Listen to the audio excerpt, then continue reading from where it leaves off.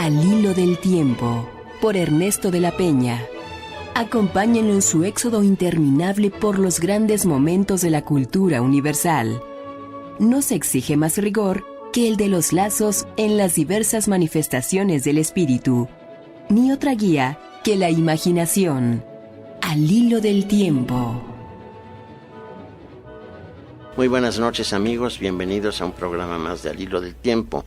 Recordarán, quienes me hacen el favor de seguirme, que me he estado ocupando de la obra de Virgilio, de Publio Virgilio Marón, pero no solo de su obra literaria y de la enorme estatura que tiene en las letras latinas y por consiguiente en las letras humanas y en las humanidades en general, sino que ahora, después de considerar en especial los poemas de Virgilio, muy por encima, porque desgraciadamente no se puede ahondar mucho en esto, y sí penetrar un poquillo más en la famosa cuarta égloga, que es una égloga muy misteriosa, probablemente mesiánica, precisamente a propósito de esto, en que se habla de un niño que va a salvar al género humano de todas las catástrofes y de sus propios pecados. Se pensó en la Edad Media, tiempo después, bastante tiempo después, que Virgilio, en primer lugar, había presentido el nacimiento de Cristo. Él murió 19 años antes del nacimiento oficial de Jesús. Pero no solo esto, sino que ya, aunque no hubiera sido cristiano, de hecho lo había sido sin que lo llamaran de esta manera. ¿Por qué? Pues precisamente porque habló de la presencia de un niño milagroso cuyo advenimiento en el mundo iba a significar la salud espiritual de todos. A partir de eso, la Edad Media empieza a atribuirle muchísimas otras cosas, al grado de que ya en el siglo XIII, cuando viene al mundo Dante Alighieri, se considera no solo que fue el gran poeta que escribió las Geórgicas y las Églogas y la Eneida, y algunos poemas que están en discusión, como el Moretum y otras cosas, sino que suponen en la Edad Media, entre ellos Dante, que fue un cristiano antes de que existiera oficialmente esta doctrina religiosa, y que no solo esto, sino que había sido un sabio universal. Por eso en algún pasaje de la Divina Comedia dice, hablando de Virgilio, quel sabio gentil que tutto seppe, o sea, ese sabio gentil que lo supo todo, gentil en el sentido de que pertenecía a la gentilidad, es decir, al paganismo, no porque fuera gentil de maneras, que también se puede entender de ambas maneras. Y es muy hermoso, muy atractivo, muy curioso también ver todas las cosas que se pensaron totalmente de manera gratuita acerca de Virgilio en la Edad Media. Empieza a circular tempranamente, no sabría yo decir cuándo, es muy difícil saber cuándo fue el primer brote de esta reacción virgiliana. Se empieza a hablar de un Virgilio que tiene un nacimiento extraño, que tiene poderes totalmente taumatúrgicos y una serie de cosas. Es decir, la imaginación mitopoyética de la Edad Media, la imaginación imaginativa, valga la redundancia, se apodera de uno de los poetas fundamentales de la cultura humana occidental para transformarlo en un individuo al que se puede acudir incluso en un trance desesperado, como si fuera un santo. Y no solo esto, sino que se supone que lo supo todo. No es otra la razón por la que Dante lo elige como su primer guía en los reinos del más allá. Recordamos que Dante tuvo 3 guías en su viaje por el más allá, el primero de los cuales fue precisamente Publio Virgilio Marón. Dante sabía muy bien latín, escribió obras en latín incluso, como Quaestio de Aqua et Terra, y lo consideraba precisamente un sabio universal. Pero no solo esto, lo importante para Dante es que había, siendo anterior a Cristo, tenido un comportamiento cristiano ya, que había sido un hombre bueno y un hombre que había respetado intuitivamente pues todas las cosas que el cristianismo exige a sus fieles que respeten. Y tiene una categoría casi de santo. Pero no solo esto, la imaginación popular reviste a Virgilio de muchas cosas y se dice que tuvo un nacimiento milagroso. Es un procedimiento muy común en la imaginación mitopoética o mitopoética, es decir, la creadora de mitos, pensar que X personaje que va a aparecer como dotado de algo muy especial que lo convierte en un ser humano excepcional o incluso en un héroe o en un dios, tiene que tener una manifestación sobrenatural desde el momento de su nacimiento. Y esto, y lo digo con total respeto, no quiero ofender a nadie, se manifiesta desde luego en el propio nacimiento de Jesús, porque toda la narración de que los magos de Oriente vinieron porque vieron una estrella que anunció el nacimiento de un niño excepcional, pues desde luego es un nacimiento que ya sale de la norma.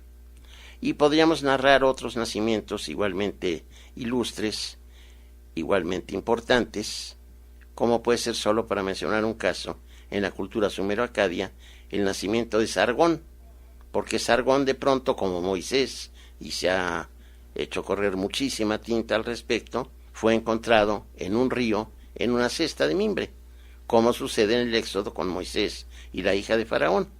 Son nacimientos excepcionales. Bueno, pues en la leyenda medieval acerca de Virgilio, se dice que nació, esto es un hecho histórico, en Andes. Este Andes, desde luego no tiene nada que ver con América, es un pequeño poblado que está al sur de la ciudad de Mantua, la actual Mantova. Digo entre paréntesis que aquí sucede la acción de Rigoletto, la maravillosa ópera de Giuseppe Verdi. Esta Mantua era capital de la Nueva Etruria. Recordemos que los primeros gobernantes de lo que se considera la historia romana fueron reyes y fueron etruscos. Es decir, en la historia de Roma nos encontramos en sucesión los tres principales regímenes políticos expresos. Empieza siendo reino, pasa a ser república y termina siendo imperio. Entonces estos primeros reyes, Tarquino el Antiguo, Tarquino el Soberbio, Ancomacio, Tulio Hostilio, Numa Pompilio, en fin, son etruscos. Y la leyenda dice que él, al nacer ahí al norte del río Po, ya pertenecía desde luego a la Galia Cisalpina, que se llama Transpadana también, pero que su familia provenía de alguna raza celta, mejor dicho, de alguna tribu celta. Tengo que hacer un paréntesis para explicar lo que yo supongo que da origen a la leyenda de su origen céltico. Los celtas, muy poco conocidos en México y muy poco estudiados, a pesar de que lo merecen en todos los sentidos, se distinguieron desde los primeros siglos de la era cristiana por tener una maravillosa imaginación, mitopoética también, y por crear grandes poemas y grandes tradiciones y grandes acertijos. Es muy común en las literaturas célticas, digo literaturas porque se escriben en varias lenguas, desde luego se escriben en galés, se escriben en escocés, en irlandés y en goidélico. El goidélico ocupa un lugar de altura y de merecimientos similar al que ocupaba en la Edad Media respecto a las lenguas llamadas vulgares, como el español, el latín. El goidélico es una lengua muy antigua y ahí se escribieron muchas cosas muy importantes. Estas lenguas, a pesar de su aspecto un poco aterrorizador, llenas de consonantes y de todo, tienen una vinculación relativamente estrecha con las lenguas neolatinas y con el grupo latino en general. Pero el hecho es que lo que importa para los fines de lo que estoy exponiendo es que los celtas crean muchas cosas en el terreno literario y todas ellas pueden atribuírsele a Virgilio al decir que era celta de origen. En España, desde luego, hay una mezcla de celtas e iberos, que son los celtíberos, y todo esto produce un caudal enorme, inextinguible, de leyendas y de cuentos populares. Toda esta imaginación céltica y también la escandinava han producido el mayor número de duendes, elfos, hadas, trasgos, gnomos, todo. Y por si esto fuera poco, hay en las literaturas célticas los enigmas, que serían para nosotros como rompecabezas hablados. Se le pregunta a alguien, ¿qué es tal cosa? Y se dicen cosas que realmente son muy difíciles de desentrañar. Y el que pueda descifrar el enigma, pues inmediatamente tiene una categoría especial y recibe algún premio. Voy a poner un ejemplo que puede ilustrar el asunto. No recuerdo nada ni del libro de Hergast, ni de ninguno de los libros clásicos de enigmas de las culturas célticas, pero sí recuerdo una cosa similar, que es el enigma que le plantea la Esfinge a Edipo. Se lo encuentra Edipo a la Esfinge en un camino por el que tiene que pasar y le impide el paso, y le plantea el siguiente enigma, que sí resuelve Edipo, y entonces la Esfinge, despechada, se precipita desde un acantilado y se suicida. Le pregunta: ¿cuál es el animal que de niño camina en 4 patas, en edad adulta en 2 y de viejo en 3? Piensa el asunto Edipo y le dice: es el hombre. De niño gatea, de adulto camina erguido y de viejo se apoya en un bastón, que es como un tercer pie. Bueno, este es el estilo de los enigmas celtas. No recuerdo yo un solo pasaje de Virgilio en donde se dé algo similar, pero supongo que esta atribuida ascendencia céltica se debe más que nada a una de las muchísimas consecuencias que tiene la celebérrima cuarta égloga acerca del niño divino, del niño redentor. Como el padre, de origen etrusco inicialmente, entre etruscos y romanos hubo relaciones generalmente muy tensas. El hecho de que los primeros reyes de Roma hayan sido etruscos no significa que hubiera relaciones cordiales. Y la lengua etrusca hasta nuestros días, hasta el siglo XXI, sigue siendo un enigma. Los mayores etruscólogos del mundo, encabezados por Palotino, han llegado a aproximaciones acerca de lo que era la lengua etrusca, pero no se ha podido todavía entender un texto etrusco, y hay bastantes. Pero vamos a una pausa. Queremos conocer su opinión y comentarios. Escríbanos al correo electrónico alhilodeltiempo@imer.com.mx.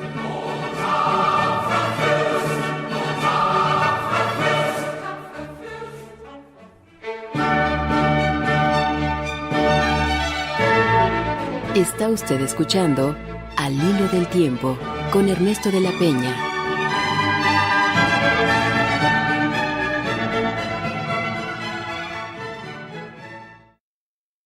En estas tradiciones, que ya sabemos que son ficticias, pero interesantísimas, los padres de Virgilio se llamaron Estimicón y Maia.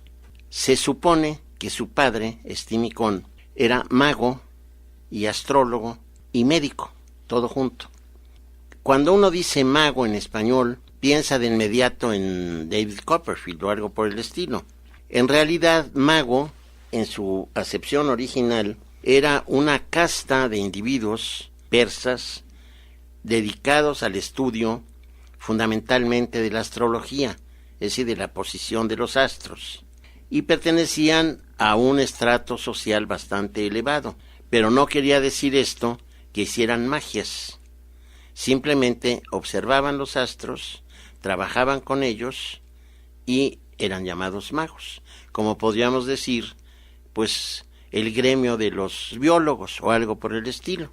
Cuando se habla en el Nuevo Testamento de magos, se está aludiendo a eso, y precisamente los magos, que no tienen nombre, ni se sabe que fueron 3 si nos atenemos a San Mateo, llegan, ¿por qué?, a buscar al niño, porque lo vieron justamente anunciado en los astros. Entonces aquí empezamos a ver ya en germen por qué se va a pensar que Virgilio tiene conocimiento de todas las cosas. Si su propio padre es mago, es astrólogo y médico, son 3 disciplinas que van a influir en él, que lo van a hacer ya sabio en ese terreno. Pero el destino de su madre, antes de engendrar, mejor dicho, de quedar embarazada de él, es todavía más sorprendente. Esta tradición dice que era una mujer extraordinariamente bella, Maia, y Zeus, que era particularmente amigo de todas las mujeres que no fueran la propia, se enamoró de ella. Como Zeus es el jefe del panteón, bueno, en este caso Júpiter, jefe del panteón latino romano, no le costó ningún trabajo romper la clausura en que se encontraba Maya, porque los padres eran muy celosos y temían que fuera a seducirla pues algún aventurero, y la tenían prácticamente secuestrada en su casa. Pero pues eso para Júpiter no significa nada. Dejaron la ventana abierta porque él inspiró que así lo hicieran a los padres, y él se introdujo en la recámara en forma de hojas de oro. Como ella también tenía conocimientos ocultos, supuso que ese oro que estaba viendo, que entraba por la ventana en forma de hojitas de oro, era lo que en la alquimia se llama aurum potabile, es decir, oro potable, oro bebible. Y entonces lo consumió sin saber que estaba consumiendo al padre de los dioses. Le vino un colapso, por supuesto, después de esto, y cayó en un sueño profundo, en un sopor profundo, y cuando se despertó pues estaba embarazada. Pero este niño, pues el propio Estimicón fue solamente su padre putativo, porque realmente era hijo de Júpiter. Esto empieza a relacionar a Virgilio con el mundo irracional, con el mundo irreal, porque no es hijo de sus padres, es decir, es hijo de la madre lo lleva en el vientre como toda madre, pero al mismo tiempo es producto de este tipo rarísimo de inseminación, que es el que acabo de describir. No debe extrañarnos que Júpiter, o Zeus en su casa en Grecia, recurriera a este tipo de trampas. Por ejemplo, el nacimiento de Baco, o sea de Dionisos, es similar. La madre de Baco, Semele, era muy bella también, porque eso sí hay que reconocer que Zeus tenía muy buen gusto, pero también hay que saber que como entonces no se veía mal, lo mismo agarraba mujeres que hombres, y tenía sus relaciones con hombres o mujeres. Es el caso, por ejemplo, de Ganimedes, el copero divino. Bueno, pero en este caso, Semele era hermosa, y entonces empieza a tener relaciones con el dios, que es Zeus, que en la mitología romana o latina es, como dije, Júpiter, y queda embarazada. Pero era una mujer ambiciosa y vana, y sabía que había algo en el amante que tenía absolutamente fuera de lo normal, extraordinariamente poderoso, que era una especie de superhombre. Y entonces un día insiste tanto, diciéndole que se muestre tal como es y no en su aspecto humano, lo acorrala de tal modo que Zeus, ya sin pensar en las consecuencias, se le muestra en todo su esplendor, rodeado de truenos y rayos y relámpagos y centellas, y entonces, pues sin quererlo, la mata. Pero antes de que muera el producto, porque estaba embarazada, lo toma Zeus y se lo injerta, por así decirlo, en un muslo. De ahí que a Baco, dios del vino, de la ebriedad y de otras cosas, se le llame el 2 veces nacido, porque el primer nacimiento, aunque no se llevara a cabo, o mejor dicho, se provocó por una especie de cesárea que le practicó a su madre Zeus, es este, y el segundo es cuando nace del muslo de Zeus. En uno de los diálogos de los dioses, del gran satírico maravilloso que es Luciano de Samosata, se habla precisamente de que está Hermes y otra persona afuera del cuarto en que está Zeus, dando unos terribles gritos. Entonces pregunta uno de los interlocutores que qué sucede, que por qué grita así el padre de los dioses. Y le dice el otro, aunque te parezca muy raro, está dando a luz. ¿Cómo que está dando a luz? Pues si es hombre. Dice sí, y entonces le cuenta esta historia, y efectivamente del muslo de Zeus nace Dionisos. Todas estas cosas que desde luego son simple ficción, hermosa, nutritiva, no pasan de eso, pero se toman muy en cuenta porque son simultáneamente productoras de belleza. Quien estudie la literatura en serio, bien sabe las consecuencias que la mitología, por absurda que pueda parecer, ha tenido en las artes en general, no solo en la literatura.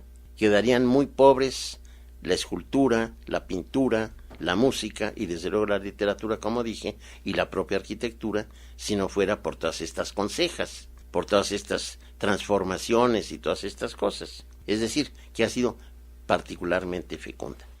Una vez que queda embarazada Maya, pues le dice a Estimicón lo que sucede, y aquel, como es hombre sabio, no solo médico, sino astrólogo y mago, sabe que este embarazo no debe ofenderlo, o cuando menos no del todo, porque se trata de la presencia de un dios. Entonces deciden que este niño debe tener una educación muy esmerada, porque durante el embarazo, Maya, su madre, sueña algo que no comprende, y es que da a luz no a un muchachito, no a una criatura, sino a una rama de laurel, que en latín se dice vírgula laurea. Entonces deciden los dos padres, Estimicón y Maya, llevar a esta Maya con el niño en el seno, para ver qué dice uno de los más grandes poetas latinos también, que es Tito Lucrecio Caro. Y aquel Tito Lucrecio Caro, que tiene también muchos saberes, dice que allí está ya presente en este niño que viene al mundo el poeta probablemente más grande de la lengua latina, porque dice, esta vírgula áurea, o sea, esta rama de laurel, esta ramita de laurel, va a transformarse, en realidad es un símbolo de la poesía que va a escribir. Esta poesía va a florecer como puede florecer la flor del laurel. Y entonces lo que deben hacer ustedes después de que se produzca el parto es llevar a este niño portentoso a una extraordinaria educación. Y efectivamente nace Virgilio y recibe una esmerada educación. Vamos a una pausa. Queremos conocer su opinión y comentarios.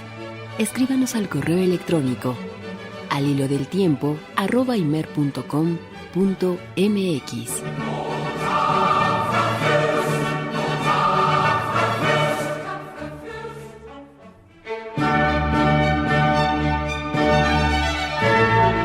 Está usted escuchando Al Hilo del Tiempo con Ernesto de la Peña.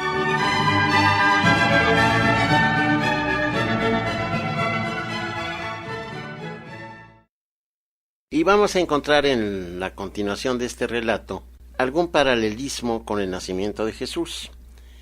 Recordemos que cuando se anuncia que viene la persecución que se conoce tradicionalmente como de los inocentes, los padres de Jesús salen huyendo rumbo a Egipto y pues el niño no nace en el lugar en que originalmente vivían. Ahora se discute muchísimo eso. Parece que sí nació en Nazaret y no en Belén, pero eso ya es harina de otro costal. El hecho es que salen huyendo y en diversas versiones que no aparecen en la Biblia, ahí solo hay un par de consideraciones, el niño nace en una cueva, nace bajo una palmera datilera, etcétera, etcétera. En el caso de Virgilio, que es similar como dije, la madre y el padre, es decir, Maya y Estimicón, van caminando por una ruta X y de pronto ella siente ya los dolores del parto. Ahí hay una zanja y la madre, que ya está muy avanzada en sus dolores, se mete en la zanja y se apoya en el tronco de un árbol que se llama terebinto, que es un árbol muy frecuentemente mencionado en la Biblia y en las literaturas clásicas, en la griega y la latina. Pero nace el niño y entre algunas cosas totalmente fuera de lo común, caminó de inmediato, tenía una estrella en la frente y tenía dientes, todos los dientes. Esto, que desde luego es una cosa, pues no sé, es imposible, supongo que sí lo es, pero sí cuando menos es algo inusitado. Tuvieron que guardarlo en secreto porque podía producir una persecución para el recién nacido.